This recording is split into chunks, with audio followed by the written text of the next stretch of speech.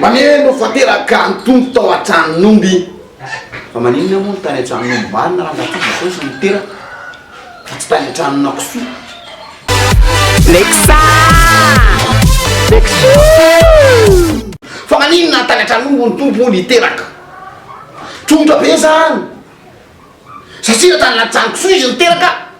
May be ny tranona kisoa. Mampalahelo ny tompo raha ohatra ka any an-tranona kisoa any may be misy azy. Tena alohan'ny tompo misy tany an-tranon'omby. Ary raha ohatra ny koa anaty tranonakana, may mitaingana zany ny tomponareo. Tsy mety. Ozy ny tompo hoe any an-tranon'omby ary hiteraka. Tsy mety koa any an-tranon'alika satria lasa may mitaina alika. Fa ozy ny tompo hoe ny tranon'omby ny tsy de maimbo ny tain'omby rehefa maindreny dia afaka tokotay. Dia ozy ny tompo hoe any an-tranon'omby any teraka mba amonjy ny olona satria raha mpamonjy ny maimbo manahirana ihany. Azonareo amin'izany ka tsy santety ny tompotsika tonga dia misaina be mihitsy izy ohatran'ny lex.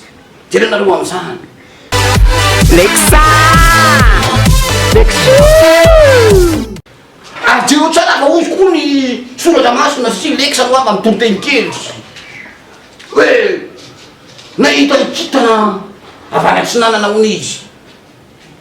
Nahoana nahita ny tany antsinanana ny kitana fa tsy tany andrefana satria raha tany andrefana ny hitany a tratran'ny eclipse izy tena zambaloha fotoana satria mody ny masoandro ka raha vo mody ny masoandro a manahirana be. Ozy tompo hoe raha vo mody koa manahirana.